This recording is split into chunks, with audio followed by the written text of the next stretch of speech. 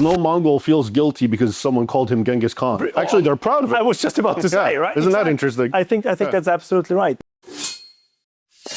Why would you say the elites, the political elites of Europe, who are essentially orchestrating this, why are they doing this? Because in my mind, there's been something of a shift where, like everyone else, I used to think, oh, they're just stupid, oh, they're lazy, oh, they don't know what they're doing.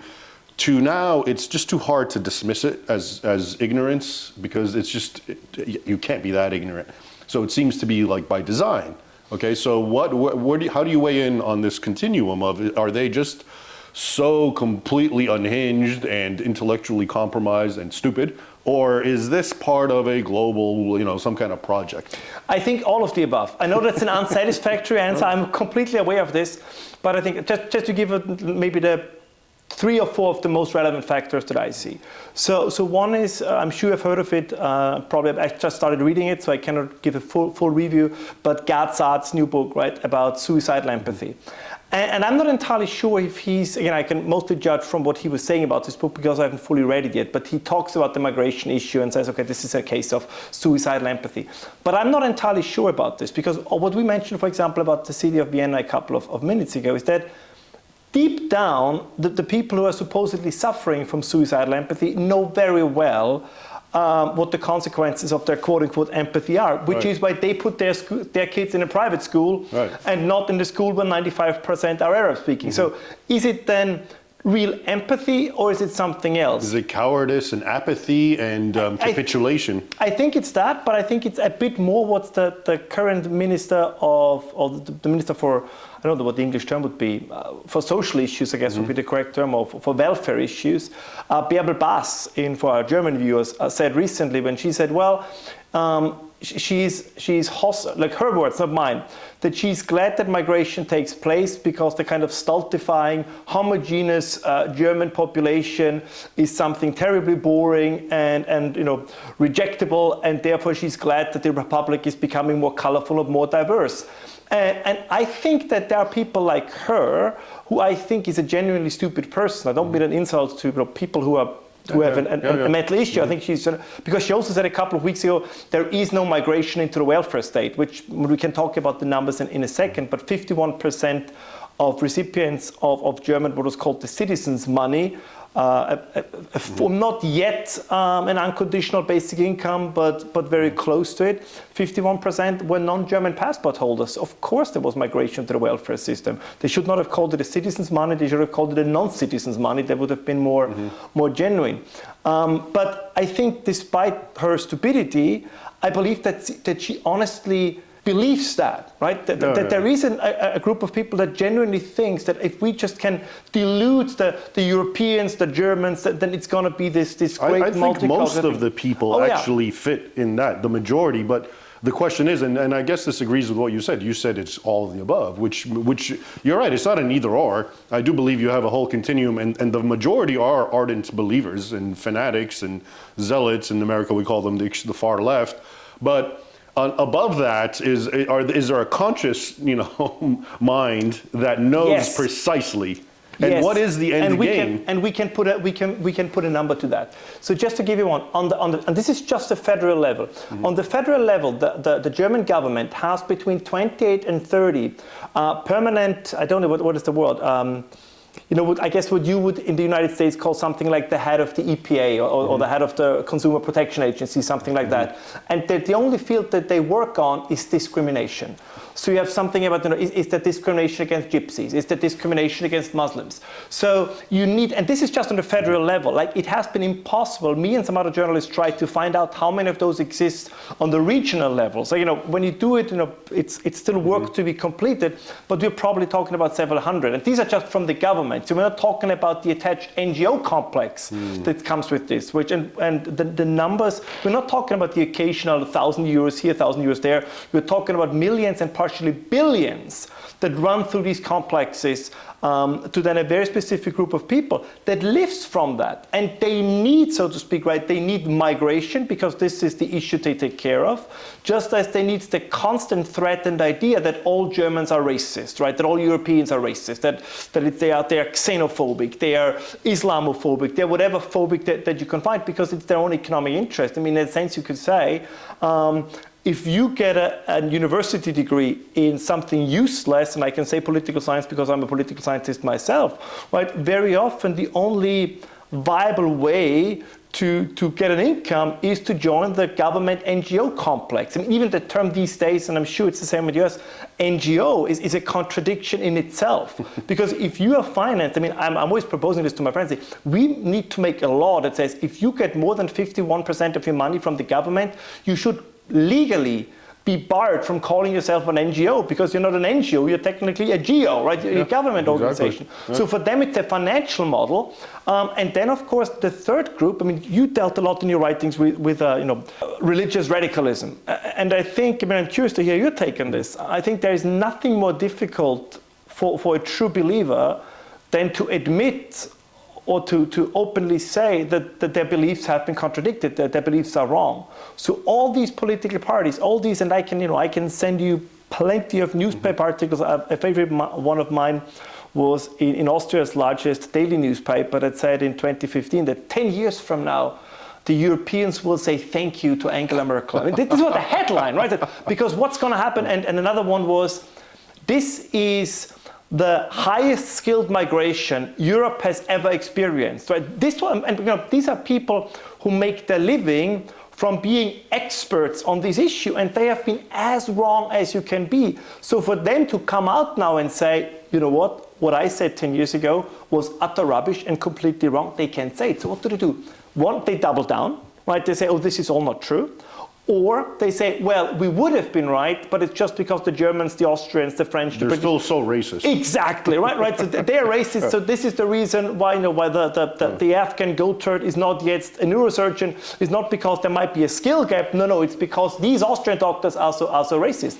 And kind of the next argument now we hear is always that without these people, the economic system would collapse.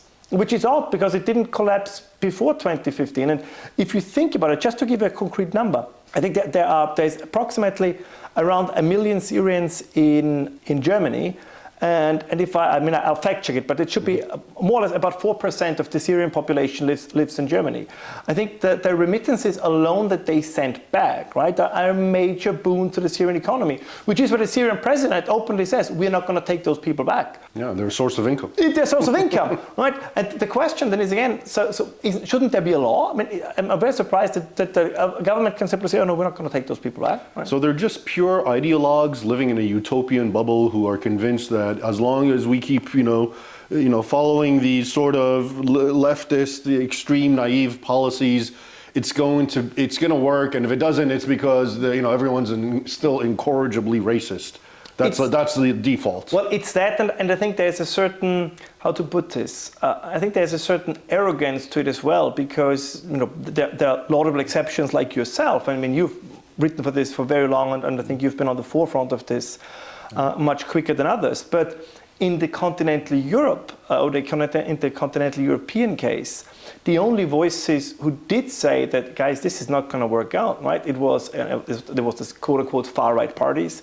It was members of the working class. It was the non-educated, right? The uncouth masses, right? So it was all the people that those who sit in university chairs or in the media and culture said, oh, you don't have to, they don't know anything. What do they know? Yeah. Exactly. Peasants. Precisely, the peasants, the hoi polloi, the let them eat cake kind of crowd. And it turns out that they were right. And I think this paints, in my estimate, I think this paints them more than anything. Right? It's kind of, it's like in these comedies when you are the theoretical physicist and you stand on the wall table and you try to figure, I think it's Good Will Hunting, I think there's such a scene. You know, you try to crack this mathematical problem, and then the janitor comes in and takes a look and says, oh, this is the solution. And it is in a sense the same thing, right? You have all these sociologists who did their studies and their polls and said, oh, this is all going to work out, as you said, in an utopian fashion. And you had, you know, the cleaning lady, so to speak, or the guy from the street who said, nah, I don't see that working out. And they turned out to be right and the others turned out to be wrong. And I think this is the thing that they really cannot abide. Okay, so moving forward, what needs to happen for the commonsensical hoi polloi Europeans to reclaim their, you know, nations? We look at countries like Britain, and I mean, things there are getting pretty extreme and very polarized. And I imagine that sort of thing will be visiting other nations as well. The thing about Germany, I have to say this before we proceed, is because I spoke with a German fellow the other day, and he basically confessed that there's just something about Germans, especially because after World War II, they've been so sort of demoralized and almost indoctrinated and just loathing everything about their history. Because apparently their entire history begins and ends with Hitler. That's how it has to be taught. There's nothing else, apparently. The only German chancellor with a migration background? Yeah.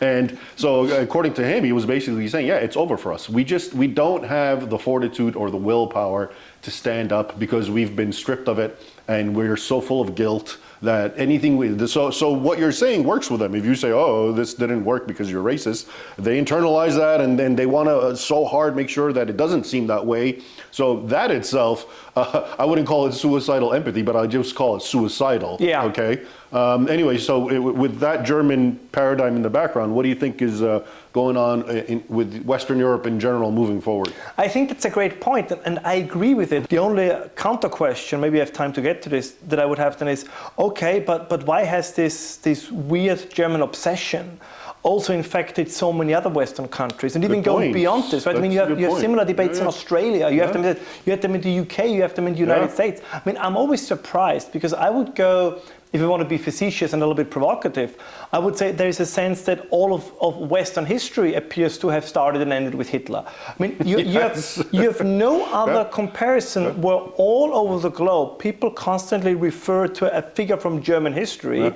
Like there is no comparable figure from you know any other country's history where it's done it the same way. So nobody in Germany stands up and says, "Oh my God, you sound like Thomas Jefferson," right? Or you are a veritable Benedict Arnold. No Mongol feels guilty because someone called him Genghis Khan. Actually, they're proud of it. I was just about to say, right? Isn't that interesting? I think that's absolutely right. Even though realistically, I think he's much worse actually than all of these European statesmen and what they did. You know, pyramids of skulls everywhere. Yeah. It's pretty horrific. So yeah, I would agree with you that in general, it's more of a white European kind of guilt. Epitomized by Germany. That's the pinnacle, I think we can say, what's happening there. And you're right, a lot of it has to do, this has been kind of my field of work, what I deal with is just all this, what I call fake history, where you make history look like every horrible, atrocious thing that's ever happened in the world's always by Europeans, whites, Christians. And everyone else is, you know, just a victim. And then you look at history and it's oftentimes the exact opposite, okay? So it's, and that's one of the reasons why, to go back to what I was saying, is why I feel like this is intentional. I mean, I've grabbed history books and read them, written by modern day historians, and literally it says the exact opposite. One well-known professor, John Esposito, Georgetown University, he writes about the Muslim world and the Christian world. He says that it was nothing but peace until the First Crusade. That's where the problem started, and there was no reason for the First Crusade. He doesn't tell you that for those centuries of peace, Muslims were conquering and annexing 3/4 of the Christian world and destroying churches, burning thousands of them. You know, he doesn't say that. So that is definitely one of the reasons why people are so compromised when they come to these questions. But so, what do you think? What is the solution? What needs to be done? I mean, I come to that in a second, but since you mentioned Georgetown University, I mean, I think that's a beautiful example. I think they have the Bridge Initiative, where they have an Austrian fellow, Farid Hafez, you know, who publishes like the yearly Islamophobia report, and he recently tries to, I think, drag somebody through court where he then ultimately lost. And as far as, again, this is what the reporting says. You know, I don't want to get anybody into legal trouble, but that they get funding from Qatar, if I'm not mistaken, is correct. But also that apparently they have some editorial let's say, influence on what is being published. So as I think you are right. I think there are... Georgetown, when I was there, it was a well-known fact. It was getting like 20 million from Saudi Arabia. Oh, that, yeah. So precisely. So this is that there is exactly as you say there, and I think we're going to come to this. If in the culture war, right, you basically preemptively capitulate, then somebody else is going to fill the vacuum. Yeah. And I think that the richer parts of the Muslim world have done a very good job. And by the way, I don't blame them for this. I think that's a almost brilliant PR strategy. They did a really, really good job. And they're thinking about their welfare. Precisely. They're being normal, healthy people. Yeah, exactly. Precisely. You can't blame them for that. No. Just like when people get upset because, they're having so many children, they're procreating. Well, I mean, I don't blame that. That's a good thing. That's a healthy sign. I think that's absolutely correct. And the kind of the thing that gives me a bit of hope might be an exaggeration at this point, but I tend to say it's 5 minutes to 12, but not yet 5 minutes past 12. So this is the level of optimism that I'm do or die time. that I'm still having.